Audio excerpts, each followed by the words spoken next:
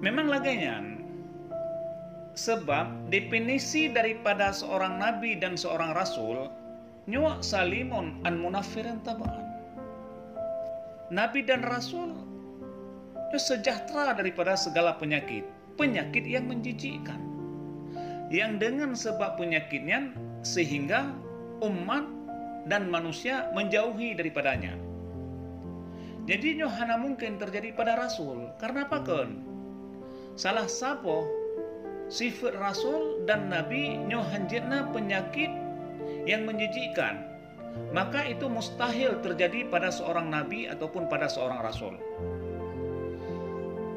Sebagaimana yang dikisahkan di dalam kitab Durratun Nasihin, yaitu halaman 194, menansib di dalam kitab Ar-Ra'isul Majalis halaman 158, di sinan kepega tentang kisahnya Nabi Ayub yang cukup luar biasa, di mana Nabi Ayub mengalami penyakit sehingga penyakit goknya dijauhi oleh manusia.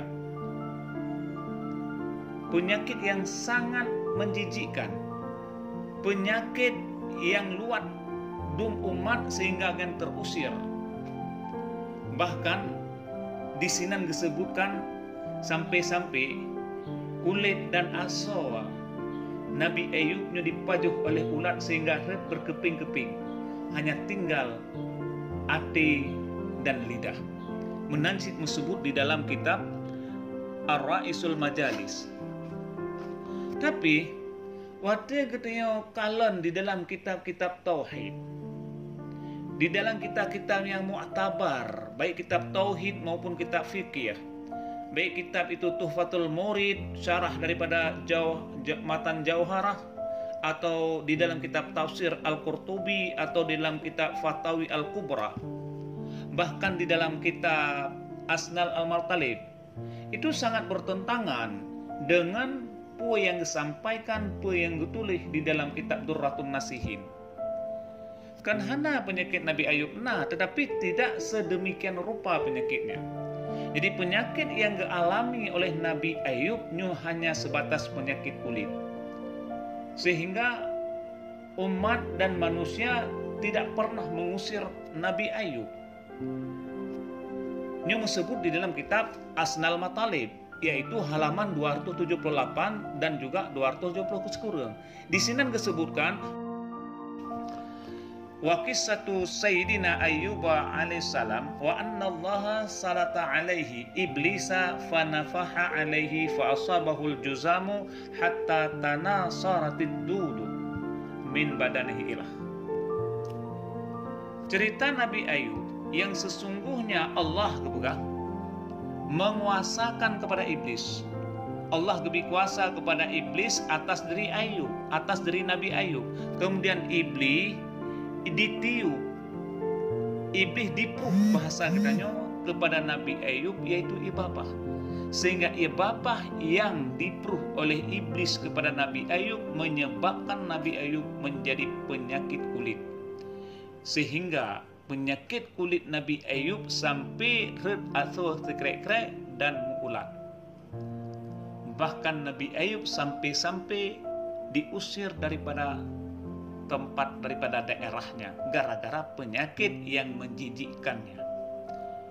Ini riwayat yang disebut lagian kepegah, kisah yang lagian nyan kullu zalika zurun kizbun. Hal itu semuanya adalah bohong.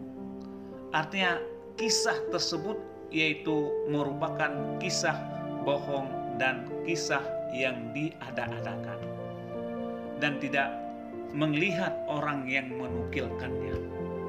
Berarti kisahnya adalah kisah yang tidak jelas, kisah yang mendapat kebohongan. Wa in kana min ijla'in, dan meskipun orang yang menceritakan itu minal ajla'in, daripada orang yang terkemuka, dalam kitab Asnal Matalib, haisu fi kitabin wa sunnatin wa rasulih, yang sekira-kira tidak ada di dalam kitab atau di dalam sunnah Rasul, wala min tariqin da'ifun wala wa da'ifin wala wa, dan tidak ada pula daripada jalan yang dhaif dan lemah sekalipun tidak tersebut kisah tersebut. Bal huwa mujarradun naqlin bil ghairi sanadin, bahkan cerita itu hanya mengambil pendapat tanpa ada sanadnya. Yang menan disebut di dalam kitab As-Salamut-Talib. Jadi cerita Nabi Ayub yang disebut di dalam kitab Durratun Nasihin sungguh bertentangan yang tersebut dalam kitab As-Salamut-Talib, juga dalam kitab Tuhfatul Murid dan kitab Al-Qurtubi dan juga kitab Al-Fatawi Al-Kubra.